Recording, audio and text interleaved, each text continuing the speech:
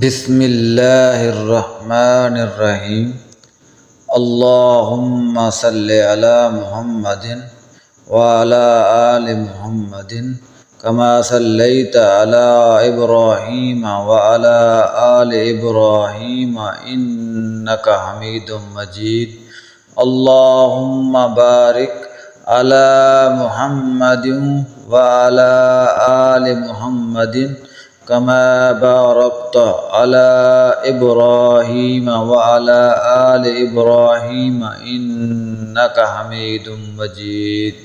تمام سننے والوں کو السلام علیکم۔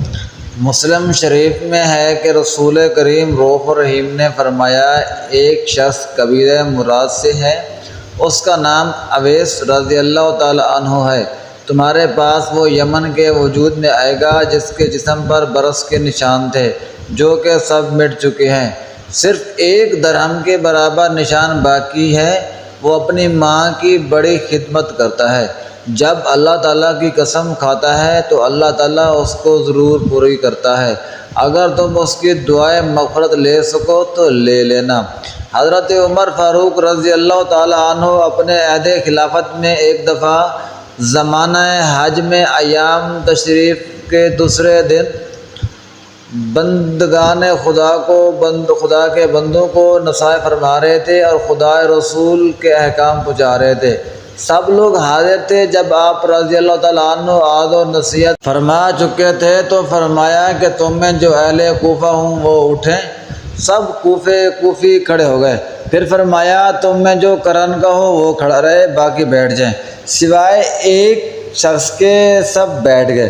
امیر المومنین نے حضرت عمر فاروق رضی اللہ تعالیٰ عنہ نے فرمایا، میں کرن کا ہوں اور اس کو اچھی طرح خوب جانتا ہوں، مگر وہ اس لائق نہیں کہ آپ رضی اللہ تعالیٰ عنہ اس کا نام بھی لیں۔ وہ تو بڑا حقیر و فقیر اور شوریدہ حال ہے اور لوگوں سے دور رہتا ہے، سب اس کو دیوانہ جانتے ہیں۔ حضرت عمر فاروق رضی اللہ تعالیٰ عنہ نے فرمایا کہ تم اس کو نہیں پہچانتے۔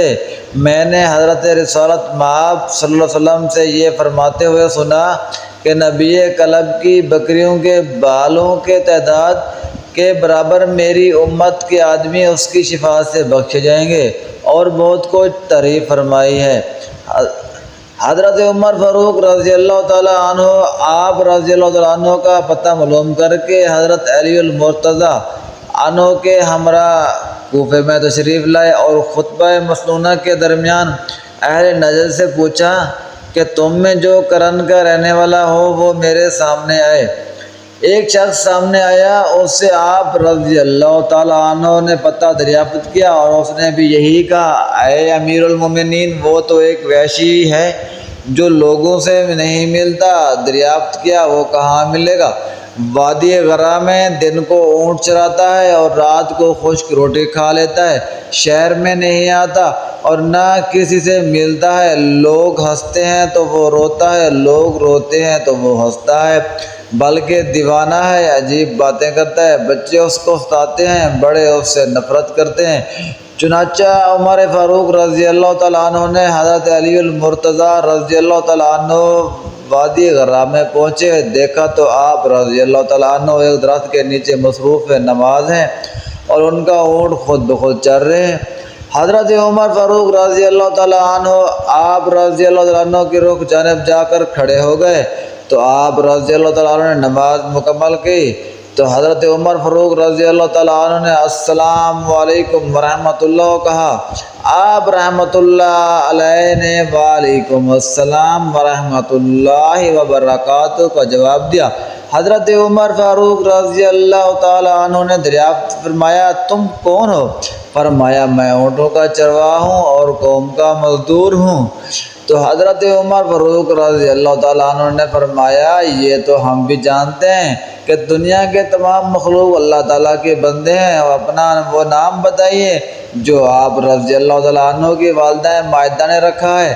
فرمایا، تم مجھ سے چاہتے کیا ہو؟ اپنا مطلب بیان کرو۔ حضرت عمر فاروق رضی اللہ تعالیٰ عنہ نے بتایا کہ ہمیں سرور کائنات فخر موجودات حضرت محمد صلی اللہ علیہ وآلہ وسلم نے اپنے ایک برگزیدہ محبوب کی اطلاع دی ہے جس کا نام اویس بتایا ہے۔ اور اس کا جو حلیہ بیان کیا اس کے مطابق قد و قامت اور رنگ اور بالوں سے تو ہم نے آپ رضی اللہ تعالیٰ عنہ کو پہچان لیا، لیکن ایک نشانی دریافت کرنا باقی ہے، اور وہ یہ ہے کہ ہم سے حضور پر نور صلی اللہ علیہ وآلہ وسلم نے فرمایا کہ اس شخص کی ہتھیلی پر ایک سفید نشان اس کی بیماری کا باقی ہوگا اور اس کی دعا سے باقی رہ گیا، تاکہ اس کو دیکھ کر خداوند کریم کی رحمت اور شفقت یاد رکھے، لہذا آپ رضی اللہ تعالیٰ عنہ کا اپنا ہاتھ دکھائیے۔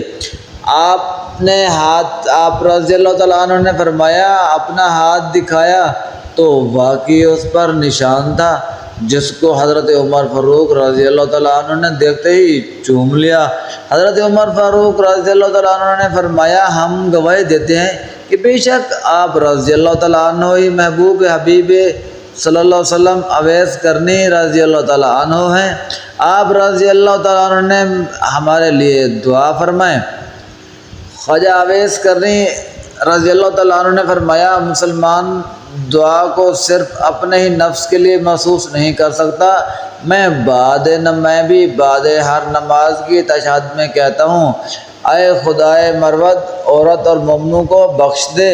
پس اگر قبر میں آپ رضی اللہ تعالیٰ عنہ اپنا ایمان سلامت لے جاؤ گے تو میری یہ دعا خود بخود تم کو پہنچ جائے گی۔ آپ رضی اللہ تعالیٰ عنہ نے فرمایا کہ کون صاحب ہیں جن پر اللہ تعالیٰ نے میرا حال ظاہر کر دیا اور میرے مولا آقا محمد صلی اللہ علیہ وسلم نے تم کو مجھ سے شناسا کرایا؟ اس پر حضرت علی کرم اللہ وجہ نے حضرت عمر فاروق کی طرف اشارہ کر کے آپ رضی اللہ تعالیٰ عنہ نے فرمایا، یہ امیر المومنین جناب عمر بن خطاب رضی اللہ تعالیٰ عنہ ہیں اور میں علی ابن طالب رضی اللہ تعالیٰ عنہ ہوں۔ حضرت اویس کرنی رضی اللہ تعالیٰ عنہ اداب کے ساتھ کھڑے ہو گئے اور فرمایا، السلام علیکم یا امیر المومنین عمر بن خطاب و ابن ابی طالب رضوان اللہ تعالیٰ علیہم اجمعین۔ اللہ تعالیٰ آپ رضی اللہ تعالیٰ عنہ کو اس امت میں جزائے خیر دے۔ ہر دو اصحاب کرام رضوان اللہ تعالیٰ علیہم اجمعین نے اللہ تعالیٰ تم کو بھی تمہارے نفس سے جزائے خیر دے۔ پھر حضرت عمر فاروق رضی اللہ تعالیٰ عنہ نے آپ رضی اللہ تعالیٰ عنہ سے فرمایا کہ آپ تمام امت مسلمہ کے لیے دعا کیجیے۔ آپ نے کہا کہ آپ حضرت عمر فاروق ہیں، مجھ سے زیادہ بہتر ہیں۔ آپ حضرت عمر فاروق عنہ پر بحیثیت امیر المومنین ہونے کا سب سے زیادہ حق بھی ہے۔ حضرت عمر فاروق رضی اللہ تعالیٰ عنہ نے جواب دیا، میں تو یہ کام کرتا ہوں، لیکن آپ رضی اللہ تعالیٰ عنہ بموج جب وصیت حضور رسول اکرم صلی اللہ علیہ وسلم ان کی امت کے لیے دعا مغفرت کریں، جبکہ رسول خدا صلی اللہ علیہ وسلم نے اپنا پیرہن مبارک بھی آپ رضی اللہ تعالیٰ عنہ کو ہمارے ہاتھ مرحمت فرمایا۔ وصیت رسول کریم سے مطالعہ ہو کر آپ رضی اللہ تعالیٰ عنہ نے کہا، اگرچہ میرا نام اویس کرنی ہے تاہم اے امیر المومنین آپ رضی اللہ تعالیٰ عنہ اچھی طرح دیکھ لیں، شاید پیغمبر خدا احمد مجتبی محمد مصطفیٰ نے عطا اور افتخار کسی اور کو بخشا ہو اور میں اس کے لائق نہ ہوں۔ حضرت عمر فاروق رضی اللہ تعالیٰ عنہ نے جواب دیا، مجھے اپنے آقا نامدار سید الانام علیہ السلام نے اپنے محبوب کے جو نشانات ارشاد فرمائے وہ سب آپ رضی اللہ تعالیٰ عنہ موجود ہیں اور آپ رضی اللہ تعالیٰ عنہ ہی ہیں۔ یہ سن کر آپ نے فرمایا تو مجھے حضور پر نور کا مرکب مبارک عنایت کیجیے تاکہ میں دعا کروں۔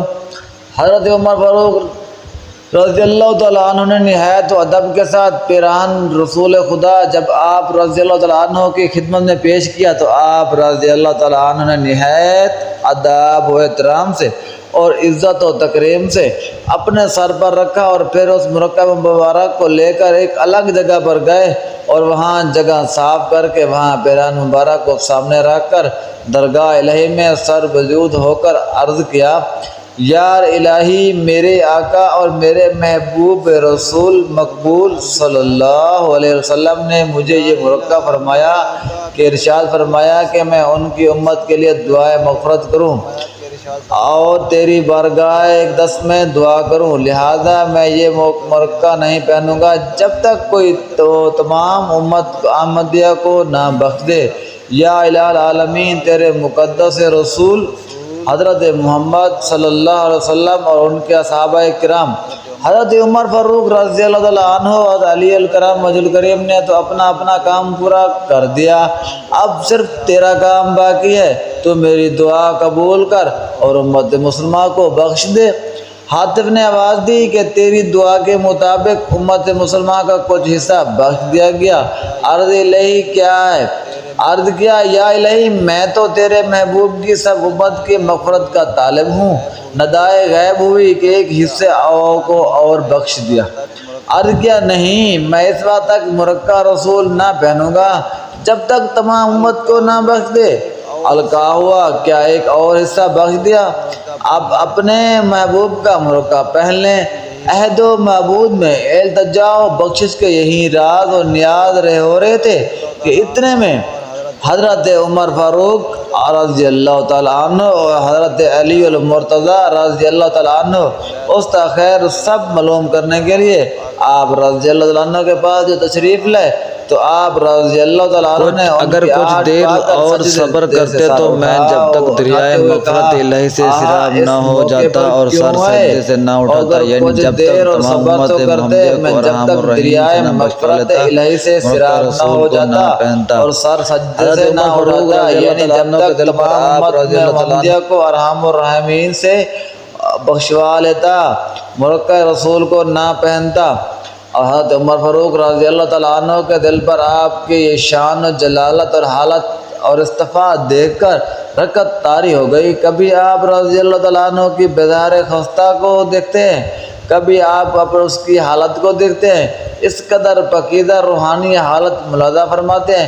جب اونٹ کے بالوں کے کہنا اور پوشیدہ کمبل پر نگاہ ڈالتے ہیں تو اس کمبل کے نیچے بے حد ہزار عالم کے انوار پاتے، یہ دیکھ کر اپنی خلافت سے دل برداشت ہو گئے اور بے اختیار آپ رضی اللہ تعالیٰ عنہ کی زبان مبارک سے نکل گیا ہے، کوئی ایسا کہ ایک سوکھی روٹی کے عوض سے یہ عہدہ خلافت مجھ سے خرید لے۔ اس پر آپ رضی اللہ تعالیٰ عنہ نے فرمایا، جو بے عقل ہوگا وہی لے گا۔ آپ رضی اللہ تعالیٰ عنہ نے تو آپ رضی اللہ تعالیٰ عنہ تو اسے بیچتے ہیں، اپنے سر سے اسے بوجھ کو پھینک دو، جو چاہے گا خود لے لے گا، اس میں خرید و فروخت کا کیا کام ہے۔ جزاک اللہ خیرہ۔ مزید ویڈیوز دیکھنے کے لیے ہمارا چینل سبسکرائب کریں اور ہمیں سپورٹ کرنے والوں کو اللہ تعالیٰ مدینے کی زیارت نصیب فرمائے، آمین۔